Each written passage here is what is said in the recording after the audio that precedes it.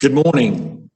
Welcome and thank you for participating in the 7th of our Leader Talk series, focusing on our community's continuing battle with COVID-19. My name is Keith Sipe. I'm Director for Business and Industry Services at Catawba Valley Community College. Working in collaboration with K64 and the Chamber of Catawba County, our goal in providing these Leader Talks has been to help provide the community with the information to face the challenges brought on by the coronavirus. If you would like to review our previous Leader Talks, simply go to the CVCC or the K64 web pages to review those previous 6 Leader Talks. With our Leader Talk today, as with our Leader Talk last week, we are focusing in on education and how we as a community can open our schools safely. We are very pleased to have our area school superintendents here today to speak collectively as a panel to first address the steps they are taking to safely open in the coming weeks, and secondly, address questions that you might have going forward. Dr. Keith Mackey, Executive Vice President here at CVCC, will introduce today's Leader Talk and our 4 distinguished speakers. Following Dr. Mackey, each of our guest speakers will share just a few brief points on the steps their schools are taking to reopen safely, as well as their thoughts on the impacts of COVID-19 on education in general and how we move forward in this new normal.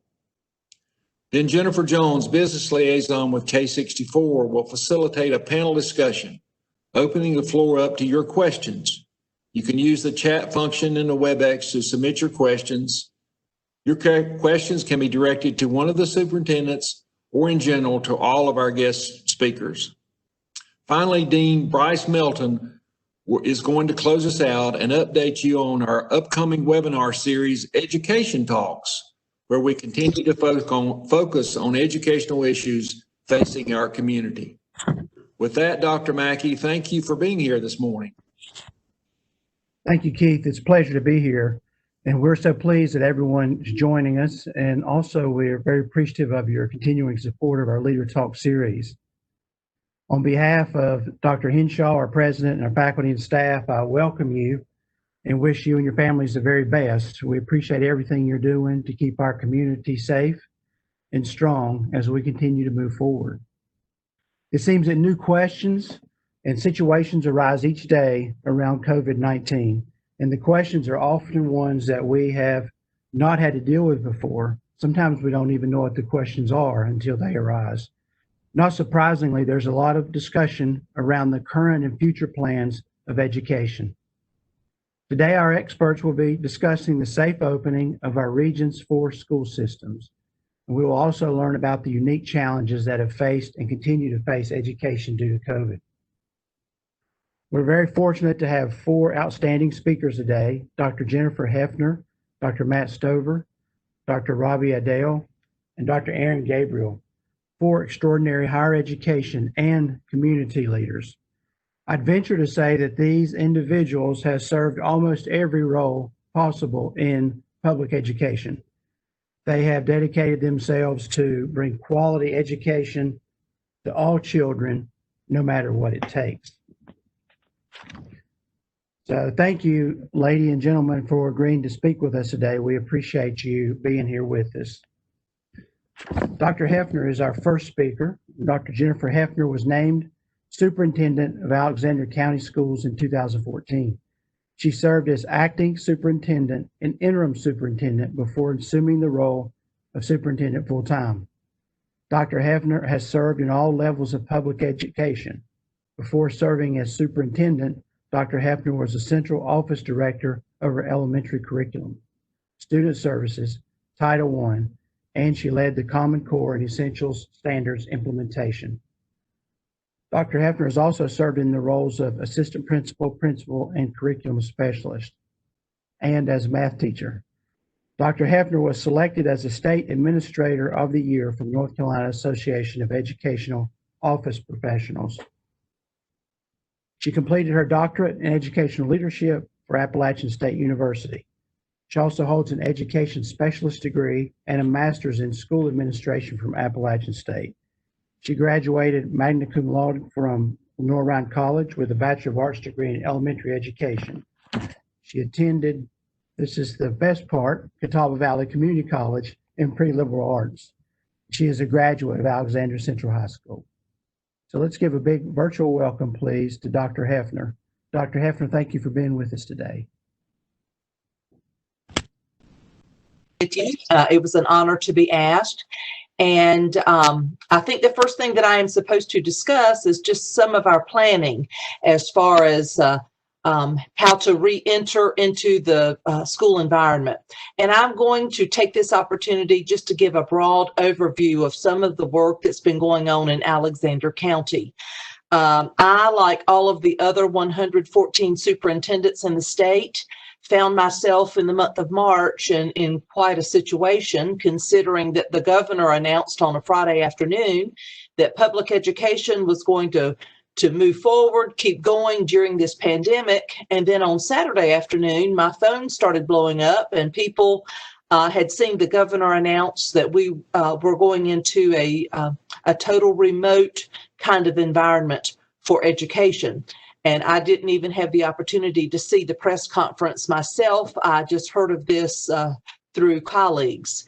And from the time that happened in March, I have been networking continuously with other superintendents, because what I can assure everyone today is that they did not create a playbook in how to lead a school system during a pandemic. If they have written one, I missed reading it. So networking with my colleagues has been very critical. And like I said, that's gone on every week since we went into a remote setting in March.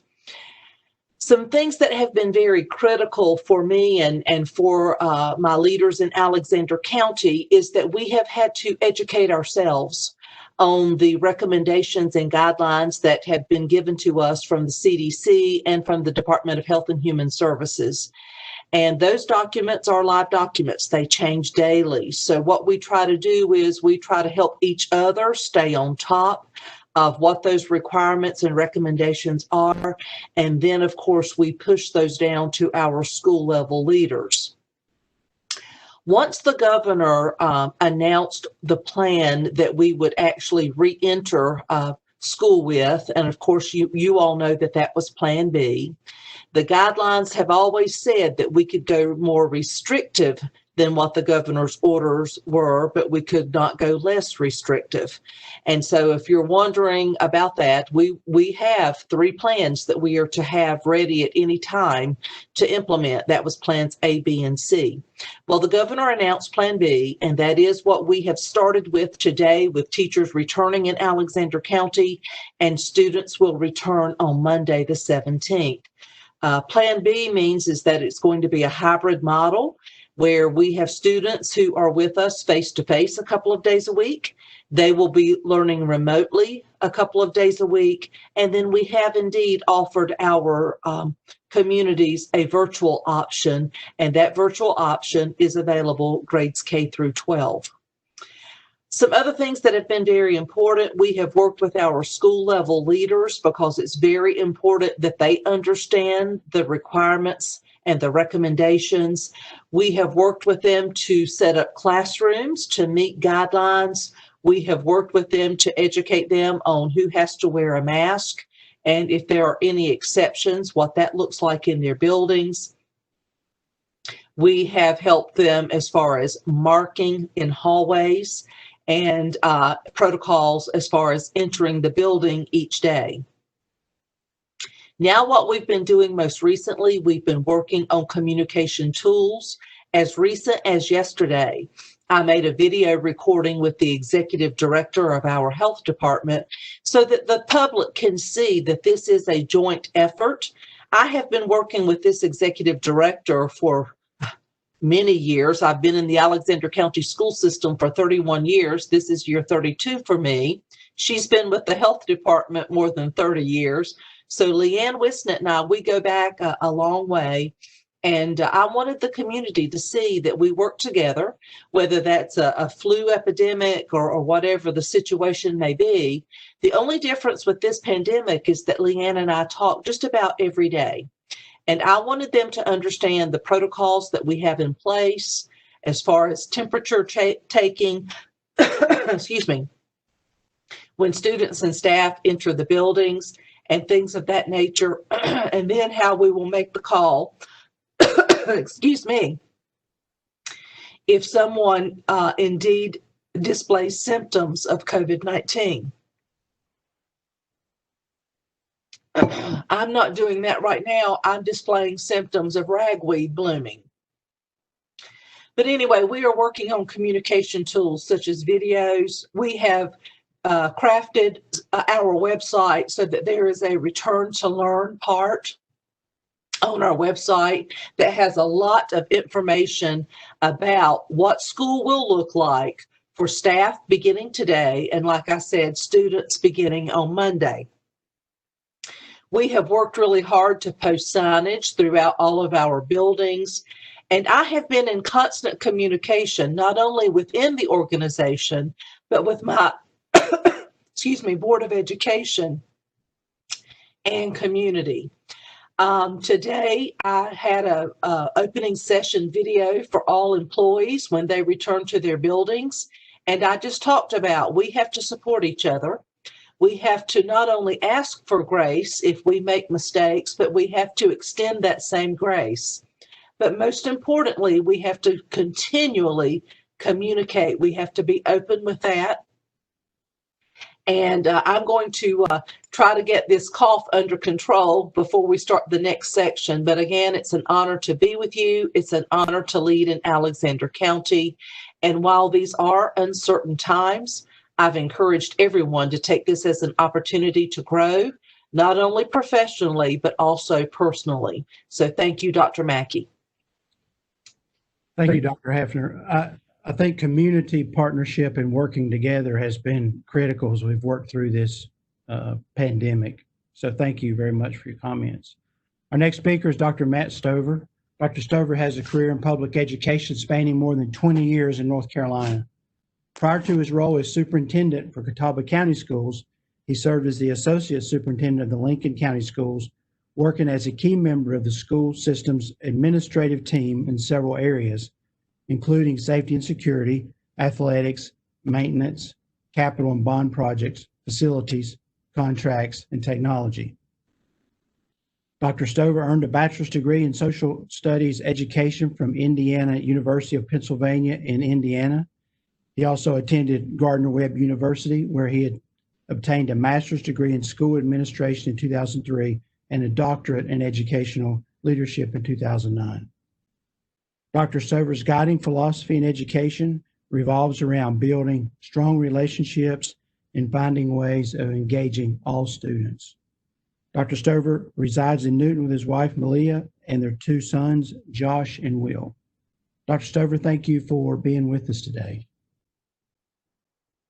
Thank you, Dr. Mackey. It's an honor to be with you folks. I want to thank CVCC and K64 for this opportunity.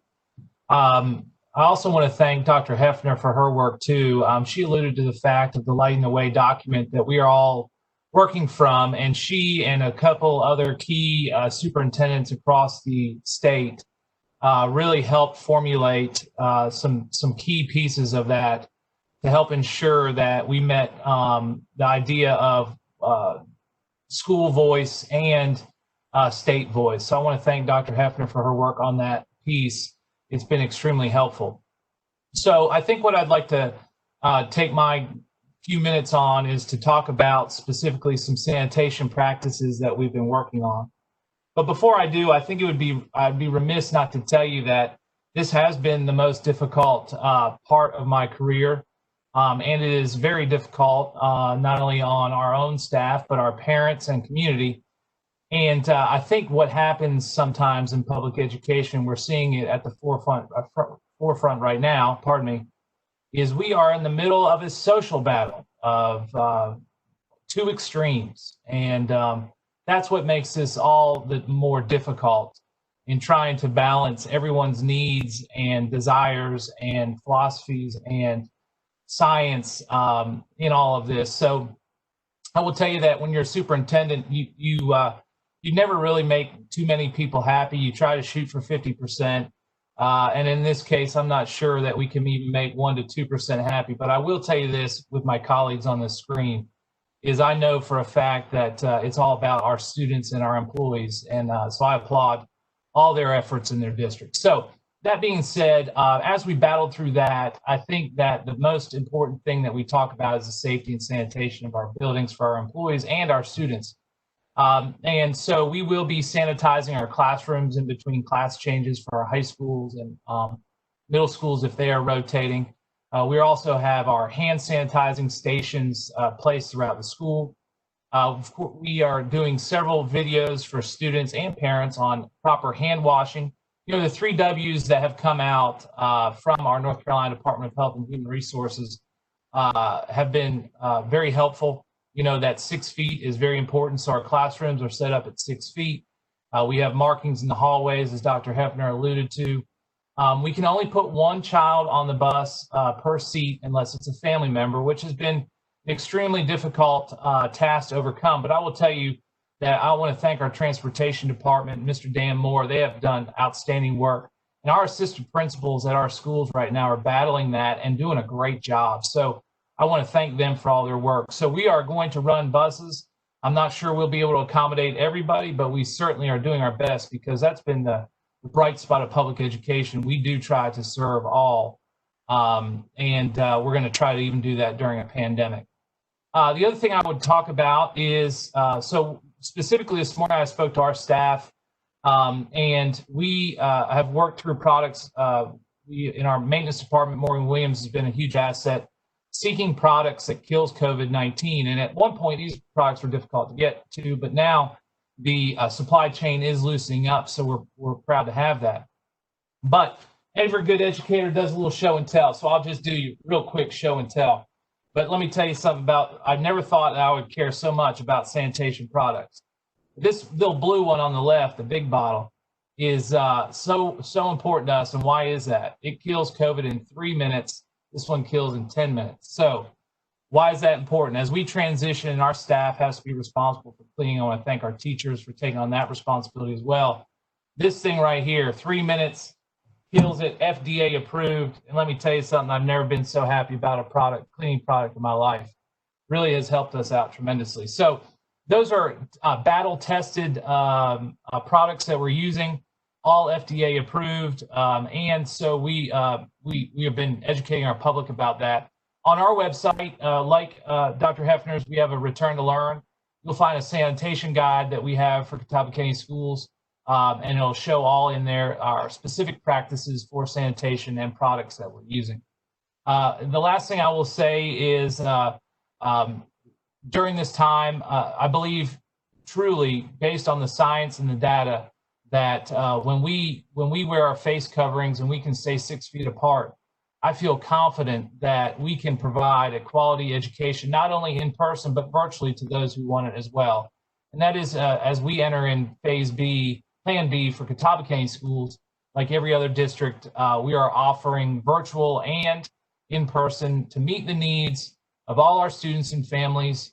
Again, I want to thank my colleagues for all the work they're doing. And again, thank you, Dr. Mackey, CVCC, and K64 for having me.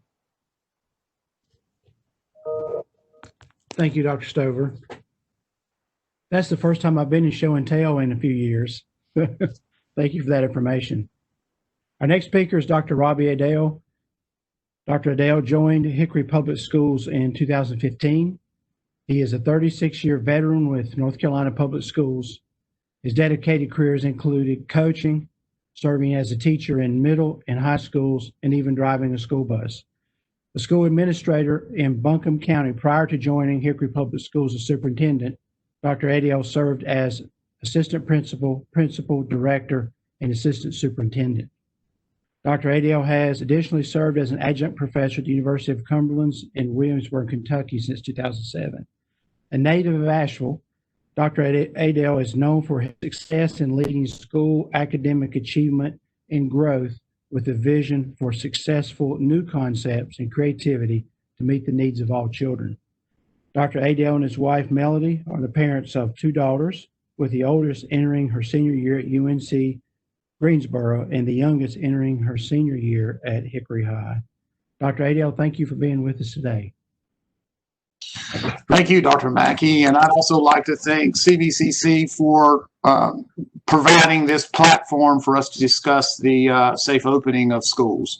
I echo what my colleagues have said. I will also say that Dr. Heffner has certainly served as a wonderful representative for our region on the state level and helping to craft a document that we're all using to reopen schools across the state of North Carolina. So my hat is off to her and her leadership. Most of what you have said is and what you have heard is exactly what we're all doing. I think that all of our schools are using chemicals and different safe chemicals to combat COVID-19.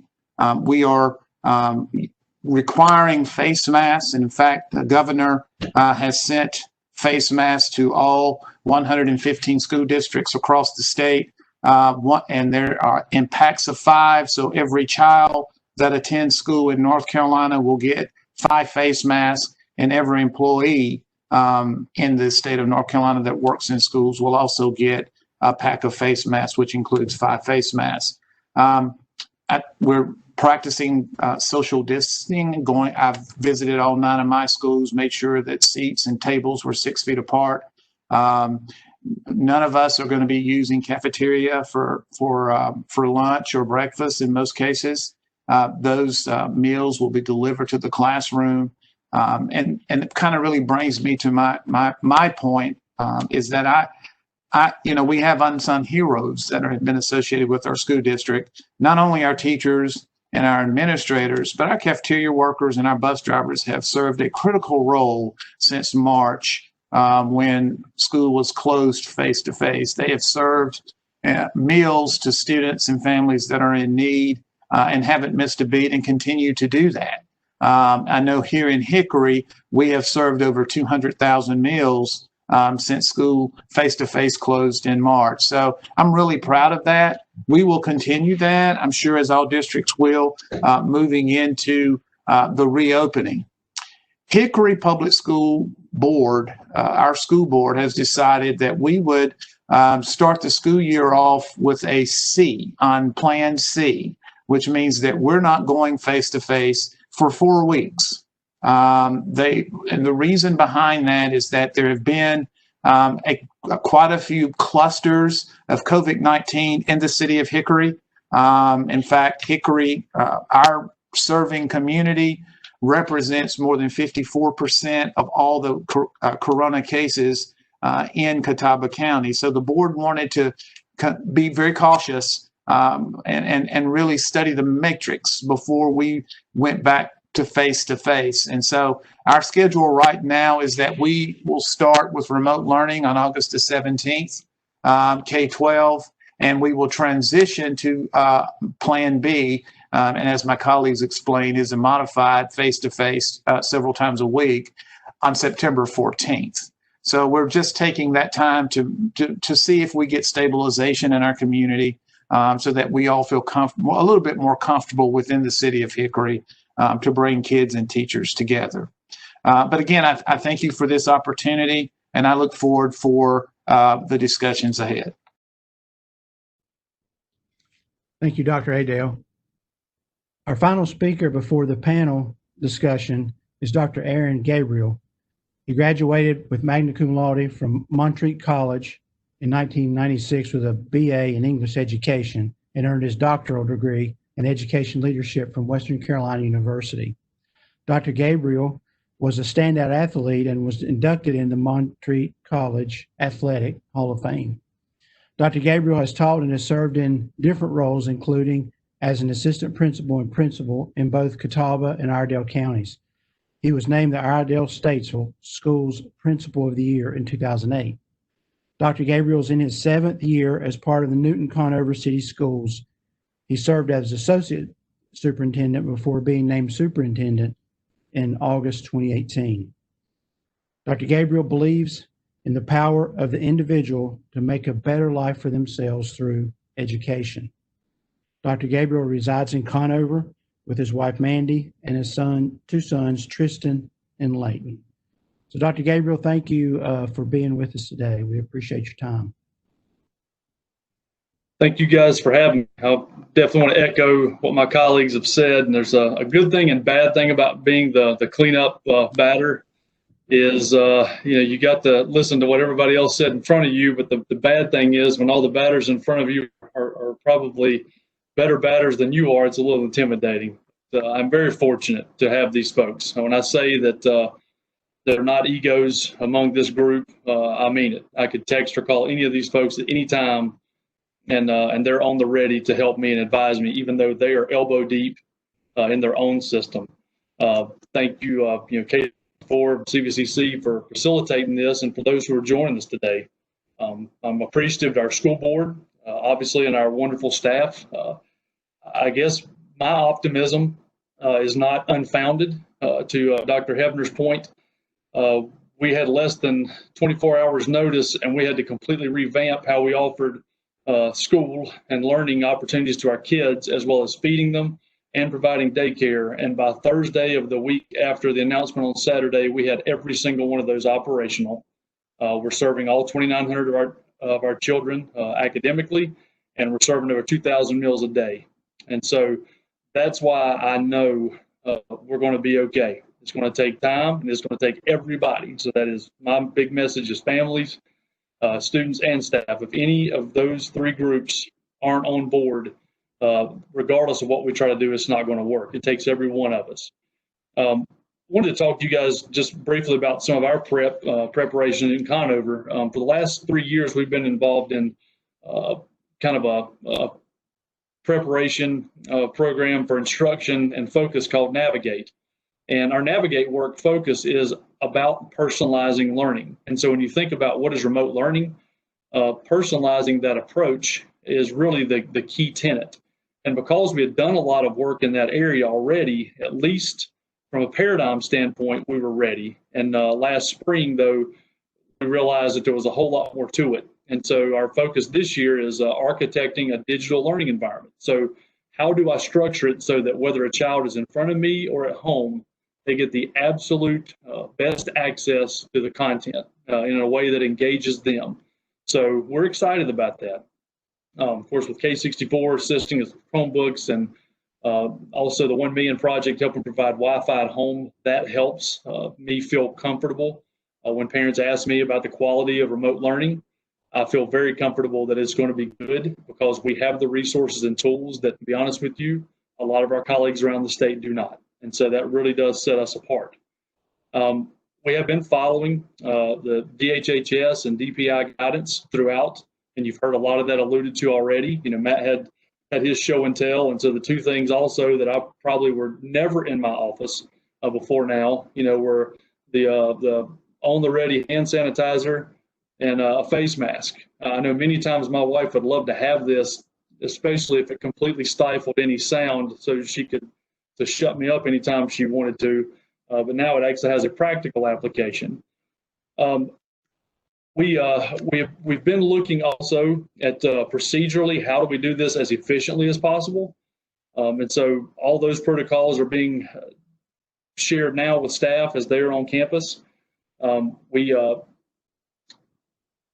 have utilized focus groups, both from the academic end as well as the operational end, to make sure that there were no blind spots that we were missing.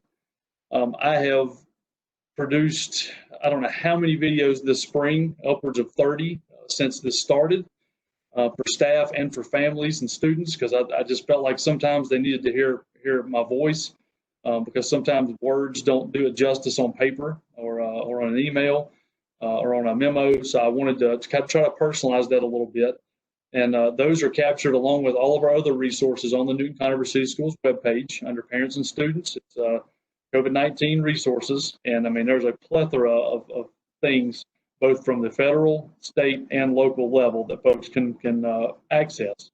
Also, our Facebook page has been a great way to be able to get information out. So as many times as I really wish that social media would go away and never return, there are other times that it's actually serves a very good purpose. And so this is one of those times. most of what I've tried to do with our staff and our families during this time is try to encourage people a little bit. We all need that, but it's more than just, hollow encouragement. One of the themes that we've talked about, if any of you are familiar with Super Friends from the 70s, 80s cartoons, they were really fun to watch. But I remember as a kid being really freaked out by the Scarecrow.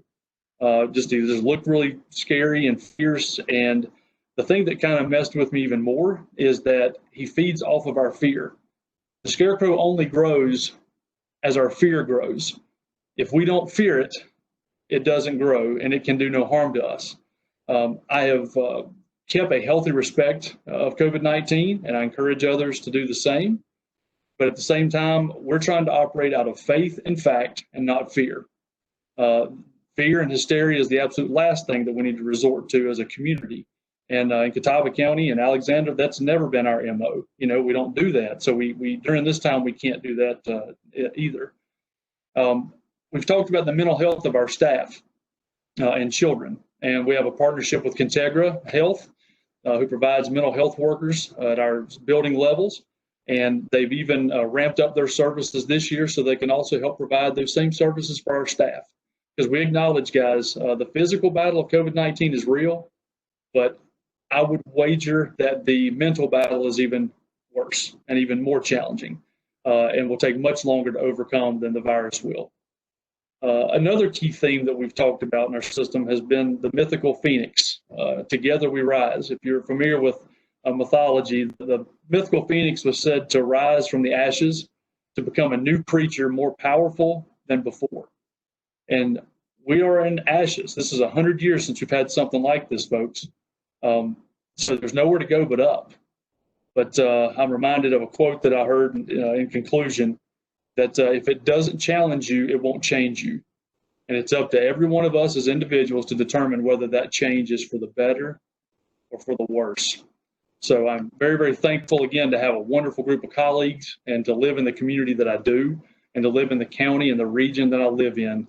I wouldn't want to be anywhere else. And so just thank you folks for your support. And together we're going to get through this, and together we'll rise. Thank you so much, Dr. Hickory, Dr. Conover, Dr. Adell, and Dr. Gabriel. We are so grateful for you taking time to be with us today. We know that you have very busy schedules as you are battling through the impact of COVID-19 to get schools reopened safely. So we want to thank you so much for being with us today. I also want to mention, too, that the Chamber of Commerce is a partner in this event, and we appreciate their support. As you heard us talk about last week in our leader talk and several other leader talks, and as you've heard mentioned several times here today, collaboration is key.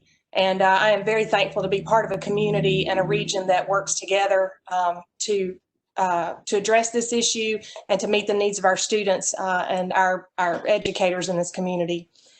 We do have a few questions that have come in, so I just want to start with you, Dr. Heffner.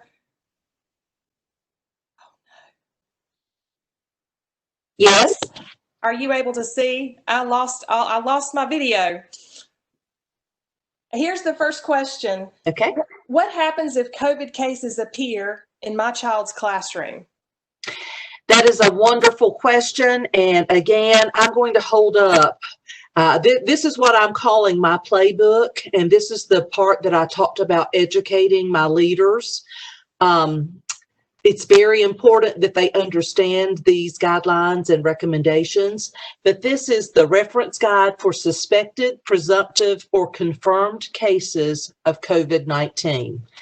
And if a COVID-19 case is confirmed in a child's classroom, the first thing that happens is the principal contacts the central office person that I have designated that they contact.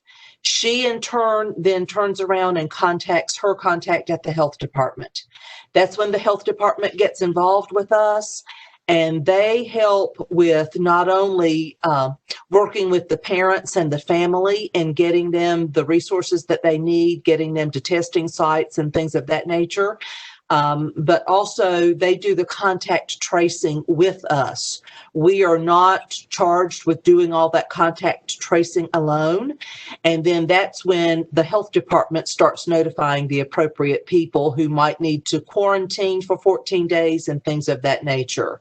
But as Dr. Gabriel said, excuse me, Aron, we don't need to get hysterical, and we're not going to act in a hysterical way. Of course, if we have a cluster, and that is defined of five confirmed cases or more, then that is when the executive director of the health department and I decide what is best for the school as far as the possibility of closing the school for some deep cleaning or other measures that we may need to take. But if a case is indeed confirmed, that is when the health department steps in and we make the appropriate contacts and we go from there. Great. Thank you so much. Dr. Stover, another question. Will your district be doing any testing? So if my son or daughter comes in with a temperature, who's responsible for getting them tested? And if I don't have insurance, does the school's insurance help cover the cost of that?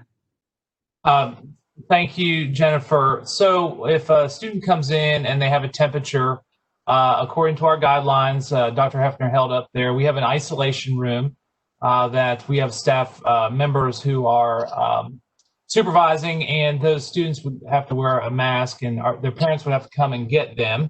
At that point, our health department in Catawba County has free testing on Tuesdays and Fridays, so that would be of no cost to our students or parents who went to the health department for that. So that would take care of that. The other part is, although we would encourage a test, it does not necessarily have to take place because of, whether the insurance or whatever the possibility is. But that is why, as my research has found, that's why a 10 to 14 day quarantine is always needed. That way, it gets time for the symptoms to pass, where the student or employee would not be at risk of spreading COVID-19. Thank you, Dr. Heffner and Dr. Stover.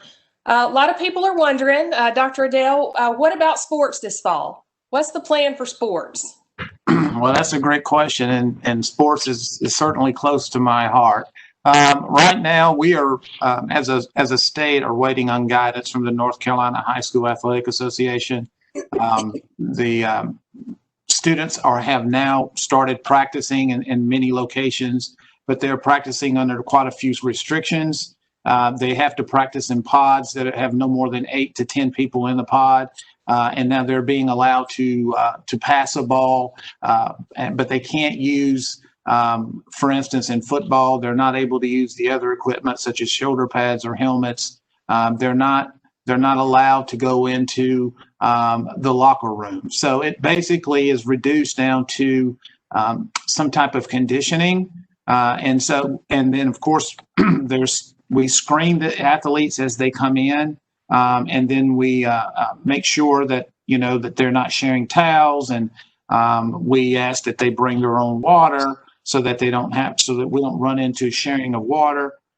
So we're waiting patiently to see what's going to happen. And from what I understand is a lot of that, the decision will be based on what the governor says in the next few weeks. Very good. Thank you, Dr. Adell. Dr. Gabriel, could you speak to specialty classes like art and music and PE? Will students be able to participate in these types of classes, and if so, how? They will be able to, just as Dr. Adell just referenced with athletics.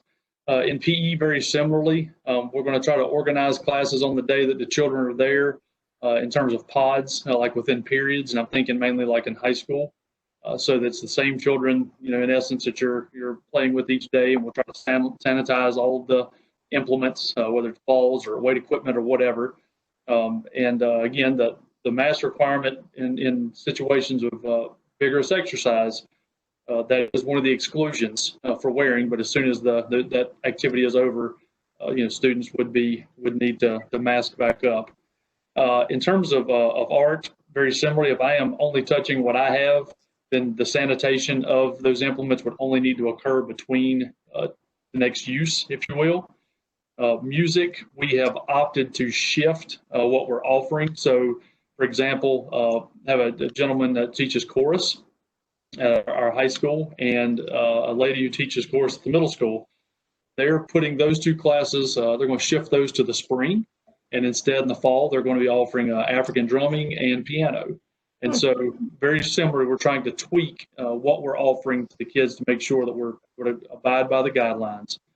Band is still kind of a work in progress, but we do realize that based on the smaller numbers of children and the size of the room, we feel pretty confident that we can separate them more than enough. But it's going to be a lot of cleaning. So I think that's the key for folks to know. We're going to be doing the cleaning piece. But we feel like those courses similarly will have a place in our schools this year. Thank you, Dr. Gabriel. Would one of you speak to masks? You mentioned that several of you have mentioned that, and there are some students who maybe are not required to wear a mask because of health issues. How will those situations be handled? Jennifer, we of course are requiring masks for all students and for all staff. The exceptions to that will be those who have medical issues or behavioral issues.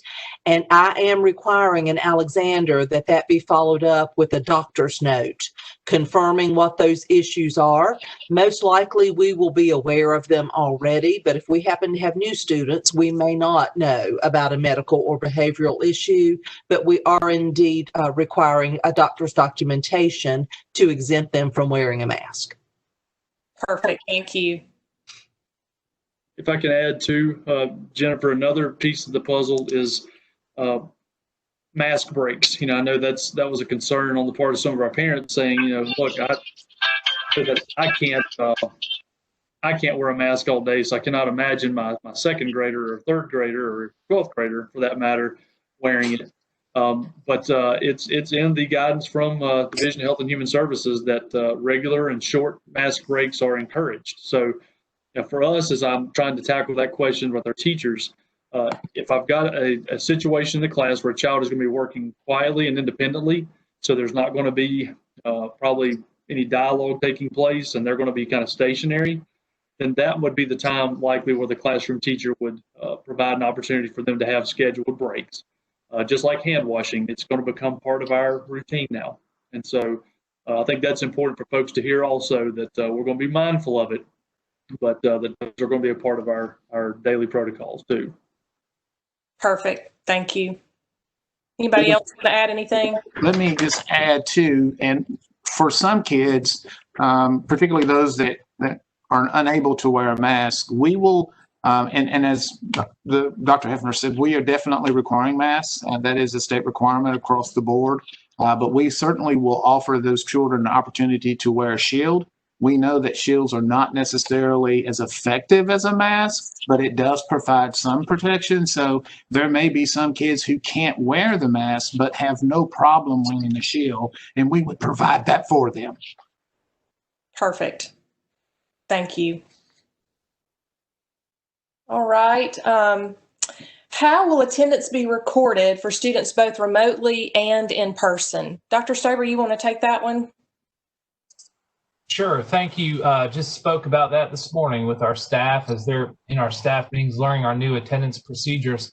This year, students will automatically be, first of all, attendance is taken for both of those, but the system uses PowerSchool. So actually it defaults this year to present, if the student is present and face-to-face. So this year it's all the more important that our teachers are able to not only mark that those that are there that particular day, but then our virtual students will have to mark them present virtually and or remote, and so the teachers will be responsible for that, and they can do that in a number of different ways.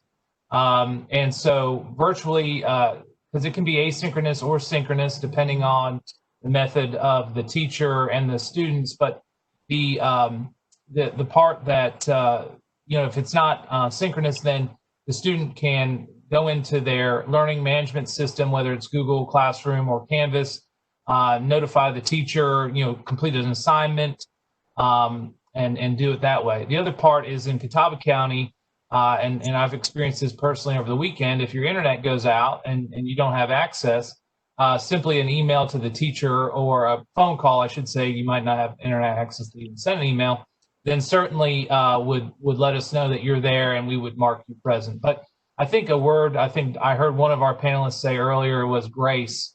And certainly when they're in person, it's not all that difficult to take attendance, but virtually it will be, and we'll certainly be extending grace to our students and teachers as they work through this. This is a whole new way of marking attendance. Thank you very much.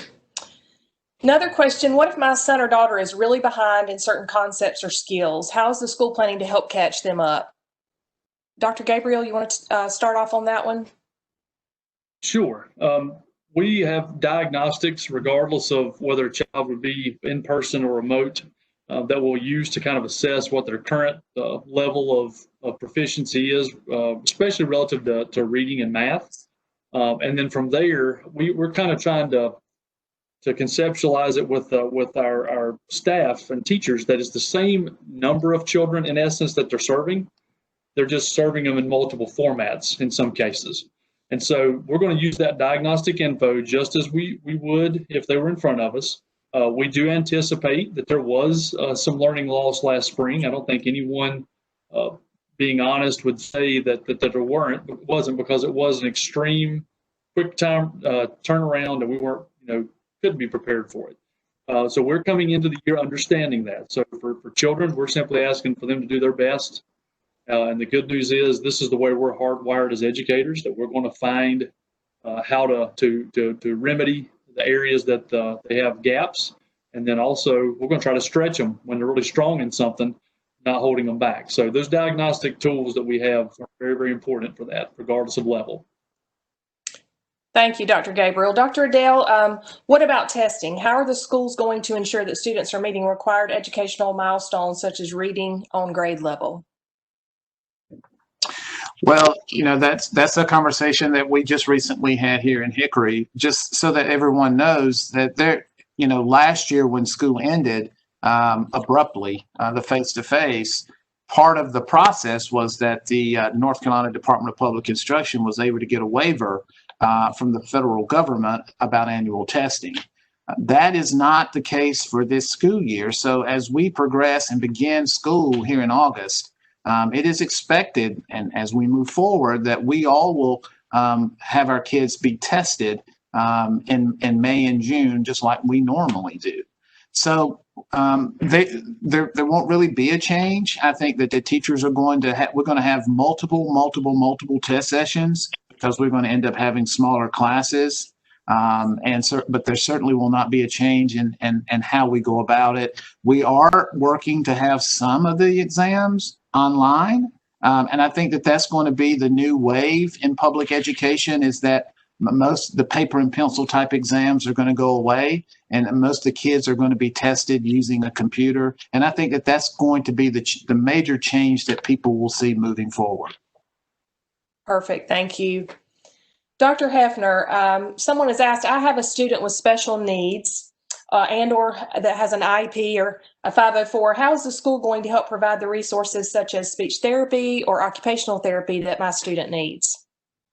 Jennifer, just this week, it was announced to all of our staff that every child in the school system that has an IEP or a 504, that those are going to be reviewed individually. And then, of course, meetings held and different things to make the most appropriate plans for any of those children. So I think that's, I felt better about that, knowing that we're not going to make a one-size-fits-all decision about those children with some pretty specific needs, that we're going to look at each of them individually in the first couple of weeks of school and then make decisions as to what is best for each of those children. Great. Anybody else want to add anything to that? I would like to just chime in real quick and say that although it seemed like a really difficult task, our EC teachers came in the month of August and rewrote and met with all parents, for for their IEPs and making sure that we had the proper placement for those children. So, you know, those were something that even started before our 10-month employees came back. And I think, you know, being an exceptional children's teacher is difficult anyhow, because of the students' learning disabilities, but also too the paperwork that goes with it. And so, and then for them to come in on their time to rewrite these IEPs really shows you how much our EC teachers just love their kids and love their job. And so, another way we're all doing that is obviously revisiting their individualized educational plan to make sure we're meeting each child's needs. Thank you, Dr. Heffner and Dr. Stover. As a former special education teacher myself, I appreciate the special attention you're giving to those students. So thank you very much. Lots of questions about remote learning. Will students be required to be on Zoom meetings or in Google Hangouts at certain times? I know it's one of you mentioned earlier, synchronous classes going on. Could one of you speak to that and then maybe address what happens if I don't have reliable internet? I'll try it, but I think it may look a little different with folks. But here in Hickory, because we are starting the first 4 weeks off with remote learning, we'll have all of our classes to meet. Secondary classes will meet just like they were in school. The difference being is that instead of being a 90-minute block, they would be meeting via Zoom or Google Meets for 45 minutes. And then the rest of the time would be for them to do assignments and things like that. So I think the thing to take from this piece of the discussion is that whether a parent chooses to have their child to stay home and be taught remotely, or in our case, whether it's a 4-week mandatory remote, things are going to look a lot different across the state in all of our school districts in regards to remote learning.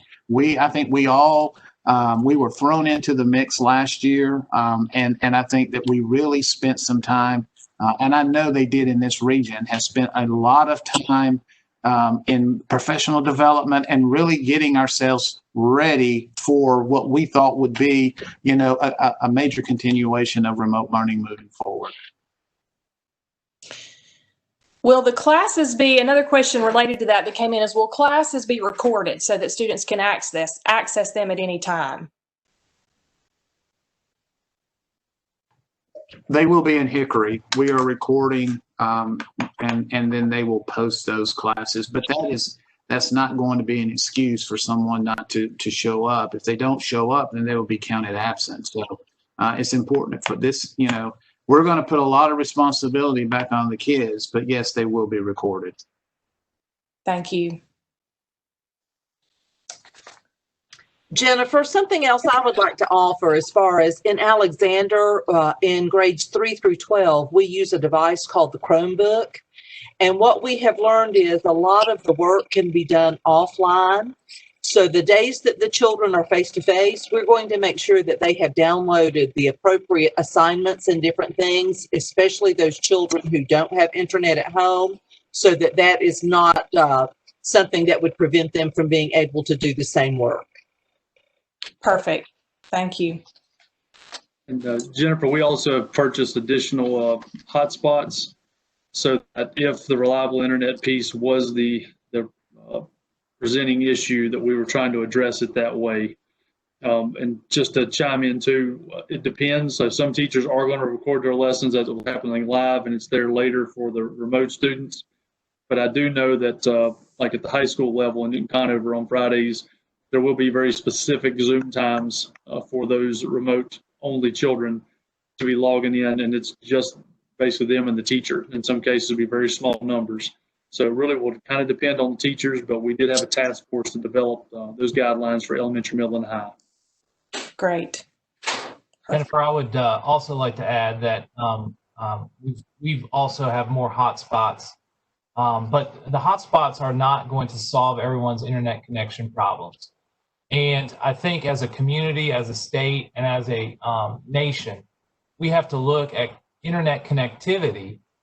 And I would like to advocate that come from someone other than the school system, because that is very difficult for us to have internet connectivity and to try to connect people be a hotspot when they live in Vail and their connectivity is no good. So they're forced to get in their car or whatever they're able to do, get into a parking lot of ours to try to learn virtually. And what's difficult is, and of course we do it because we want kids to be educated, but I'd like to say while we're on with a lot of community members is that we have got to look at internet connectivity as a nation, as a state, and we can't rely on a school system for internet connectivity. It's bigger than us. Thank you, Dr. Stover. We are just about to the end of our time. I do have one other question that I'm sure is weighing on everybody's minds, and I'd love to hear just briefly from each of you your thoughts on this. But are there current recommendations regarding when schools would return to normal operations? What are you looking for that would trigger that change back to a more normal school setting? We'll start with you, Dr. Heffner. Well, the governor's executive order kind of trumps everything else. I desire that as much as everyone does, but really what we have to do is we have to follow the metrics in the state, and whatever he and the Department of Health and Human Services, those medical professionals, whatever they deem is appropriate for us to go back to a normal setting, that's what will be mandated to us. So as I said earlier, every superintendent was charged with having plans ready to go with a plan A, B, or C. And that, of course, would be more like a plan A with just a little bit of social distancing as far as recommendations and requirements. We have those ready. All we have to hear is the word from the governor. And I know that puts a big burden on him. But he, of course, he's been carrying a big burden, and it's very difficult to make these calls because of all the unknowns with this pandemic. Thank you. Anybody else have anything to add there? I'll just say that I think that Dr. Hefner is spot on. I think it's the governor's call. You know, you hate to think it, but it may be that we need a vaccine before people are going to feel comfortable in sending their kids back to school. And so, you know, that's the hope right now, is that they fast track that and get a vaccine ready and people be able to get protected from COVID-19. But at this current time, we're definitely at the mercy of the governor. Thank you, Dr. Adell. We're just trying to prep ourselves that this is going to be a marathon and not a sprint. And so, you know, it's going to be fluid. I've kind of told our families, just like Big Brother, you know, the catchphrase is expect the unexpected. It's going to be that way, and it's going to be very fluid, and that is very tough because we want firm answers and we want things that are concrete. But, you know, when you deal with something that happens once a century, there's not a whole lot of trails that have been blazed in this area. So I think that's the big message, is remember, it is a marathon and not a sprint. But we can get through this if we stay together. Thank you, Dr. Gabriel. I'll close and just say that I know all of us, when we see students in the building, we know why we do what we do. And it is difficult when they're not here. It's difficult on our teachers. It's difficult on parents. So I think it would be an understatement to say that we all want to return to normality. However, I'm not sure when that will be either. But I think, and what I know, at least in this region, is we are all working on this together. Our community has been supportive. Our business has been supportive.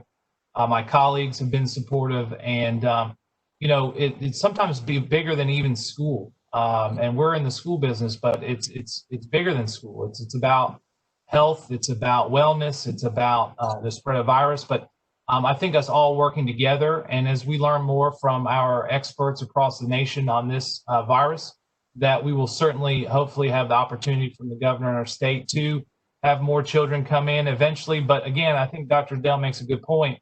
I'm not sure that anyone will feel exactly comfortable until there's a vaccine or we really know more about how this really affects us now and down the road. So I think we're all trying to do the best we can to serve our employees, students, and community all at the same time.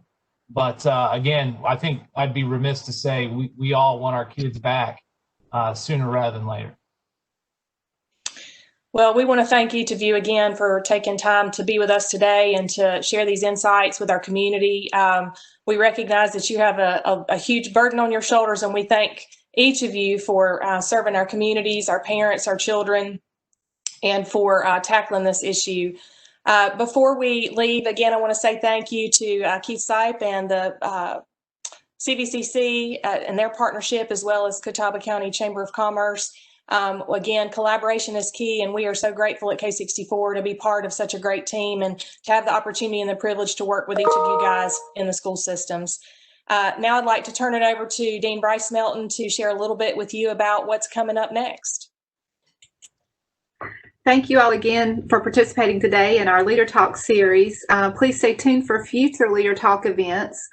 We do, as Jennifer said, greatly appreciate our school system partners and their collaboration in providing this Leader Talk series event today. We're also excited to announce a new series that we'll be launching in partnership with K64 called Ed Talks, where we'll be focusing on future-ready students in schools with topics such as what is the difference in a college transfer, associate in arts or science degree, and the associate of applied science degrees. Do I want a college transfer degree or a technical degree? And what is the North Carolina Comprehensive Articulation Agreement between the community college system and the North Carolina University system in North Carolina? And how can I plan for a four-year degree or an advanced degree program starting at the community college? And what are the Career and College Promise and Cooperative Innovative High School programs for high school students provided by the community college and in partnership with the school systems, and how do they work? So we hope you'll look for some of these future events coming to our Ed Talk series, and we do appreciate your participation and your interest in our Leader Talk at Ed Talk series. Best wishes for a successful school year and semester. Absolutely. Well, thank you all for joining us today and sharing your time with us, and we hope y'all have a great school year. Thank you.